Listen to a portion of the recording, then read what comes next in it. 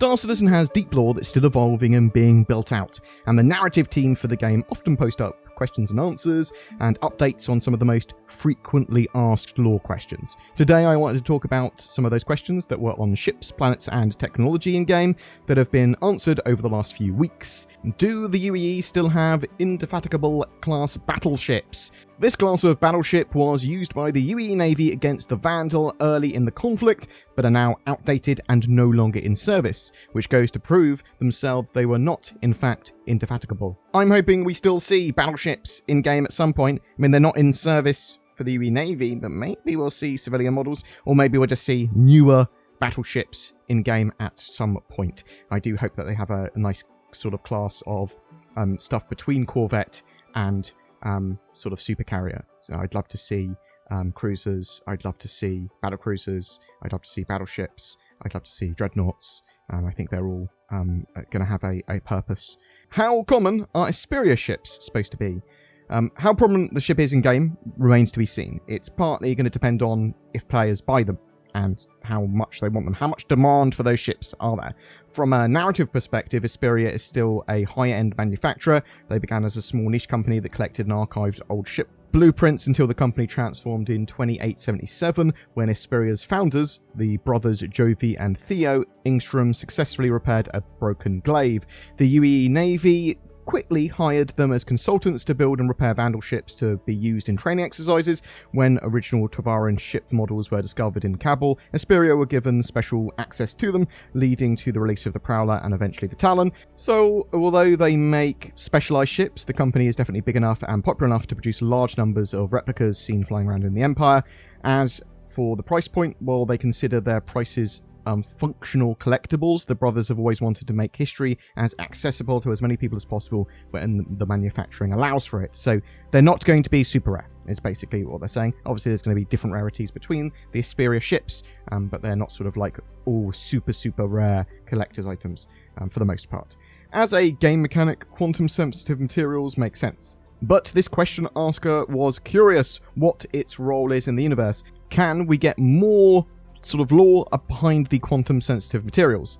Dilithium X is an extremely heat-resistant epoxy often used in the mounting and repair of ship thrusters. It is considered very difficult to transport in its uncured state as it becomes explosively unstable when exposed to Chan-Ison fields during quantum travel. Specialized containers must be used to safely transport the epoxy long distances. Once set and cured, the Lithium X is no longer reactive. So items using a processed version of Lithium X have no issues with quantum travel. As development continues, the narrative team is going to continue to design and create materials that will lead to a diverse and interesting sort of set of gameplay scenarios. There's going to be lots of different types of cargo. There's going to be lots of different types of things like the Lithium X that we had to transport during Xenothreat and some of the other volatile cargo missions, and I think it's going to be interesting when we see more in the future. There is a lot unknown about the cause of the definitive AI ban in the UEE Empire and why we don't have sort of AI, sort of super advanced AI that control our daily lives in-game for Star Citizen. Besides the widespread public rejection, are there other reasons that have not been discussed? What's going on with AI hatred in the game? Humanity has a deep-seated aversion to AI in Star Citizen, with various incidents and disasters being attributed to AI faults. AI cars driving off cliffs, the Mars tragedy where they lost all the people there, that might have had some AI blame. The Artemis colony ship disappeared while under the control of an AI. Due to this sort of like set of unfortunate events and that aversion, the universe is much more tactile and chaotic place, at least where the UEE is concerned, which is one of the things they want to capture with gameplay. They don't want Star Citizen to be fully automated. They want it very much to be a hands-on experience for the players. The new Imperator for the UEE, though, Addison, she is much more sort of technology focused, and maybe she'll talk about AI and trying to get some sort of AI projects on the go. We're still going to be getting AI blades to help semi-automate ships and sort of fire turrets and stuff, but there's no sort of like super AI automation. You can just set all your ships onto the AI death drone kill mode going around and murdering everything that we probably would have in the future. But we're going to have NPCs that we can hire for ships as well and that sort of stuff. But this is more of the in-law reason why we don't have a load of sort of AI soldiers running around and doing everything for us. Moving on to more planetary-based stuff, how did Lorville get its name? The name Lorville was picked because they thought it sounded cool and was invoking the idea of company towns that inspired the location.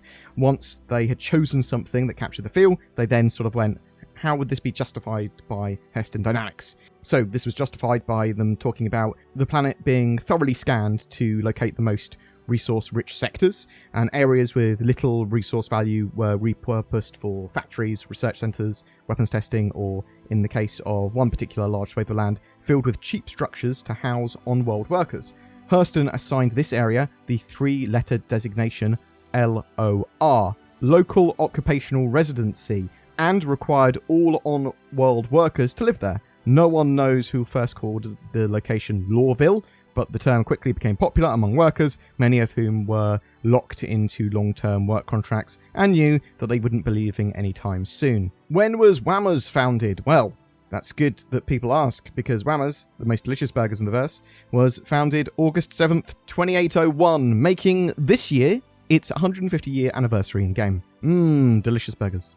Terraforming. From a real-life perspective, many scientists are starting to think that Venus may be an easier candidate for terraforming than, say, Mars, at least according to this poster. And it's hypothesized that Venus may very well have been Earth-like in the distant past. So, is there a law and science reason why humanity hasn't terraformed Venus in Star Citizen? With the current state of terraforming technology in the 30th century, scientists still haven't been able to crack the problem of dealing with smog planets. All attempts at making those worlds habitable have so far met with failure as they quickly revert back to their original atmospheric conditions.